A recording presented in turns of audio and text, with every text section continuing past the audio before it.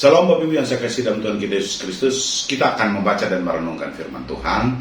Tapi sebelum itu saya mengajak kita semua untuk berdoa. Kita berdoa. Bapa dalam surga, kami sungguh sangat bersyukur dan berterima kasih oleh semua kebaikan-Mu dalam hidup kami. Sebab kami tahu dalam segala hal Engkau adalah Tuhan dan Tuhan yang selalu menyertai hidup kami dalam segala situasi, dalam segala keadaan. Dan apapun yang kami alami, kami percaya Allah selalu hadir bersama-sama dengan kami. Saat ini kami hendak membaca dan merenungkan firman-Mu, tapi sebelumnya kami mohon pimpinan Roh Kudus. Biarlah Engkau yang akan memimpin kami, memimpin hati kami, supaya kami dapat memahami lebih dalam lagi kebenaran firman-Mu. Dan biarkan kami menjadikan firman-Mu sebagai pedoman yang menuntun kehidupan kami di waktu-waktu yang akan datang. Kami siap untuk bersama-sama belajar firman-Mu. Dalam nama Yesus kami berdoa. Haleluya. Amin. Bapak Ibu yang saya kasih dalam Tuhan kita Yesus Kristus, sebelum saya memulai firman ini, saya ingin bercerita sedikit. Setiap orang di dunia, siapapun, pasti ingin kalau dia berusaha, dia ingin usahanya berhasil. Kalau dia menjadi seorang ayah atau seorang ibu atau menjadi orang tua, ingin anaknya berhasil. Artinya bahwa dalam segala hal, keinginan yang baik dan positif menjadi keinginan semua orang. Tidak ada orang yang ketika dia berusaha dia pengen gagal. Tidak ada orang ketika dia punya anak, dipercayakan untuk memiliki anak, dia pengen anaknya gagal. Tidak ada. Artinya bahwa segala sesuatu yang kita kerjakan didrive kepada satu arah, yaitu supaya bisa berhasil dan sukses. Namun yang harus kita pahami bahwa keberhasilan itu bukan sesuatu yang mudah. Kita sudah merencanakan dengan baik, mengerjakannya dengan baik, tetapi terkadang hasilnya tidak baik. Sudah ratusan trainers yang mengajarkan tentang sukses, sudah ribuan bahkan jutaan buku yang menulis tentang sukses, tapi tidak segampang itu. Ini bisa digambarkan dalam bukunya seorang marketing terkenal di Indonesia yang juga adalah anak Tuhan, yaitu Tung Desem Moringin. Dia bilang gini, bahwa 1% orang di dunia menguasai 99% uang di dunia. Sedangkan 99% orang di dunia menguasai 1% uang di dunia. Itu menandakan bahwa become success atau menjadi sukses itu bukan sesuatu yang mudah. Nah, saat ini saya mengajak kita untuk membaca satu firman Tuhan yang akan menjadi salah satu pedoman bagi kita untuk menjalani hidup, yaitu yang saya ambil dari Kejadian pasal yang ke-26 ayat yang ke-12. Demikian firman Tuhan, maka menaburlah Ishak di tanah itu, dan dalam tahun itu juga ia mendapat hasil 100 kali lipat, sebab ia diberkati oleh Tuhan. Bapak Ibu yang saya kasih dalam Tuhan kita Yesus Kristus, ketika kita membaca firman ini, ada nuansa positif yang luar biasa tertanam dalam hati kita. Ada semangat positif yang tertanam dalam hati kita. Ada kebanggaan positif yang masuk dalam hati kita. Ada harapan positif yang masuk dalam hati kita, bahwa dari kalimat yang disampaikan oleh firman ini sungguh luar biasa. Menaburlah Ishak di tanah itu, dan dalam tahun itu juga diberkati 100 kali lipat. Saya percaya suasana dan situasi yang demikian adalah impian kita semua.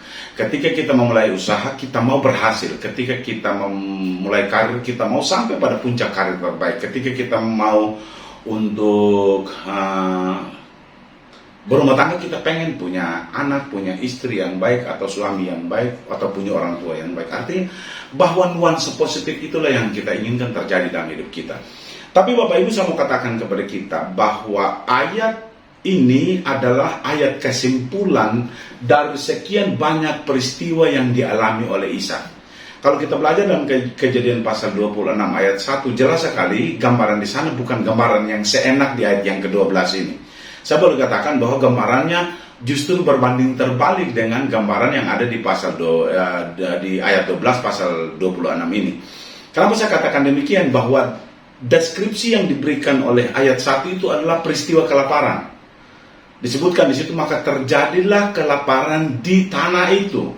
Artinya situasi bukan situasi yang menguntungkan, situasi yang menakutkan, situasi yang membuat orang menjadi gentar menghadapi hidup. Berpikir sedemikian rupa, berpikir sekuat-kuatnya bagaimana caranya mengatasi bencana kelaparan yang terjadi di tempat itu. Dan umumnya pada waktu itu ketika terjadi bencana kelaparan, Bapak Ibu yang saya kasih dalam Tuhan kita Yesus Kristus, orang tuh larinya ke Mesir.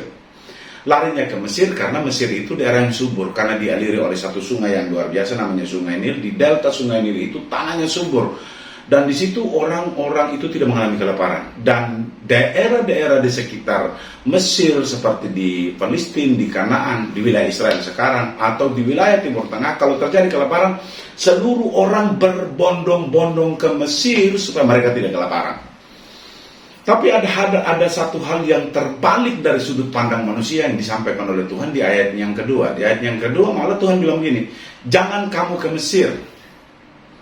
Ishak malah dilarang ke Mesir. Dalam logika kita, apakah Tuhan mau supaya Ishak mati di tanah itu? Bukankah lebih baik bagi Ishak kalau dia mengungsi ke Mesir supaya dia tidak kelaparan? Perhatikan sudut pandang Tuhan. Sudut pandang manusia dan sudut pandang Tuhan di sini berbeda. Sudut pandang manusia tentang permasalahan, tentang persoalan, tentang pergumulan, melihatnya dari sudut pandangnya yang sangat sempit. Kenapa saya katakan demikian? Oh, kalau kelaparan kita cari tempat yang subur supaya kita makan. Tapi sudut pandangnya Tuhan berbeda sekali dari point of view atau sudut pandangnya manusia. Tuhan bilang begini, kamu jangan ke Mesir. Di sini Tuhan memberikan satu sudut pandang baru kepada Ishak, bahwa bukan masalah tempatnya yang membuat engkau kelaparan, bukan masalah wilayahnya. Dimanapun engkau berada, engkau tidak akan pernah bebas dari pergumulan, engkau tidak akan pernah bebas dari persoalan, engkau tidak akan pernah bebas dari berbagai masalah. Sudut pandang Tuhan yang luar biasa di sini. Di sini mungkin persoalannya beda, tapi di Mesir bukan berarti di sana tidak ada persoalan. Di sini mungkin pergumulannya beda, bukan berarti di Mesir tidak ada pergumulan. Itulah sebabnya Tuhan bilang tetap di sini.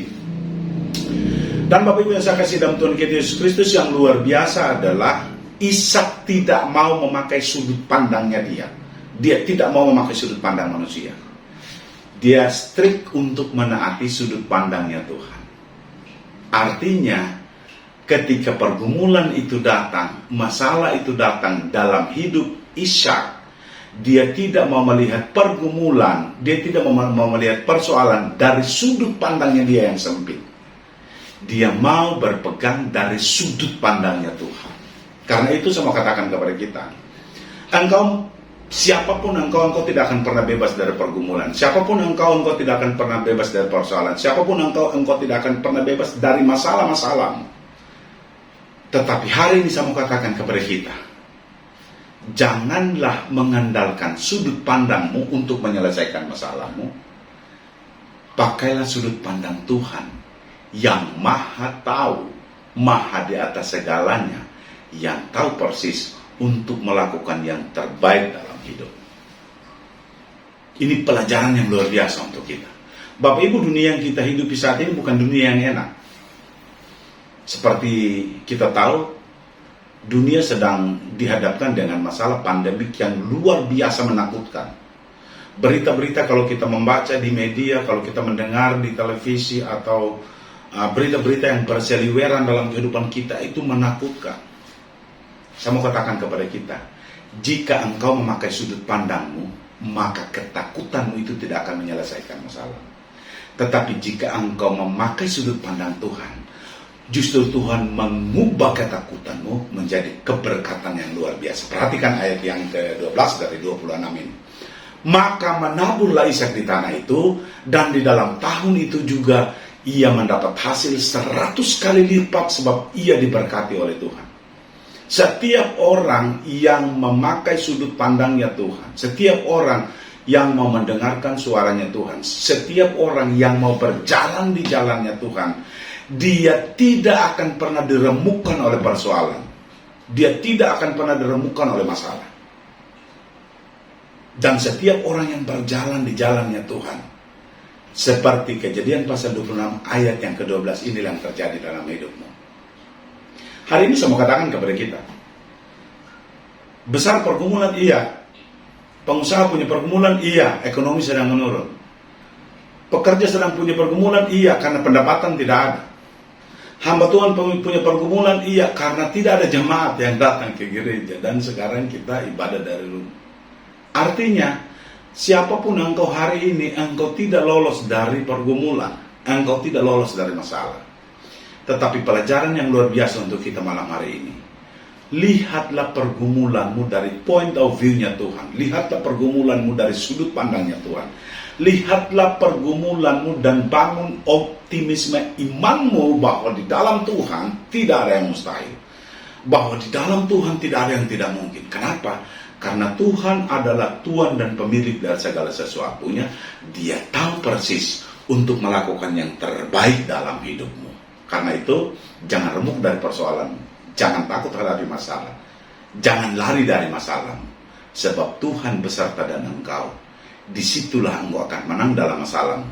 Dan keberkatan bersama dengan Bapak, Ibu, dan saya. Amin. Untuk firman Tuhan kita berdoa.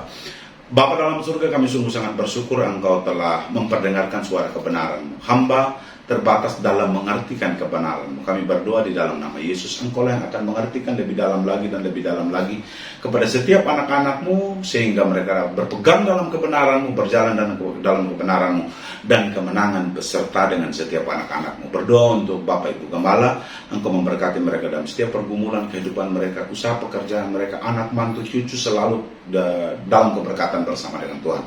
Berdoa untuk seluruh pengurus GBP Taman Firdaus, Tuhan memberkati berlipat kali ganda dalam hidup mereka, apapun yang mereka perbuat, Tuhan perhitungkan sebagai kebenaran yang di dalamnya berkat Tuhan tercurah. Berdoa untuk setiap anggota jemaat kami mau malam hari ini mereka berpegang di dalam kebenaran-Mu. Kami mau saat ini mereka hidup dalam kebenaran-Mu, sehingga pergumulan yang mereka hadapi, Tuhan akan mengangkatnya. Oleh karena Engkau adalah Tuhan yang melampaui segala sesuatunya. Diberkatilah kehidupan setiap anggota jemaat kami, yang sakit disembuhkan, yang susah dihiburkan, yang sedang berduka dihiburkan, yang susah Tuhan yang akan memberikan kekuatan kepada mereka. Kami berdoa, inilah hidup kami, inilah firman-Mu, jadilah kehendak-Mu dalam segala kehidupan kami. Dalam nama Yesus kami berdoa, haleluya. Amin.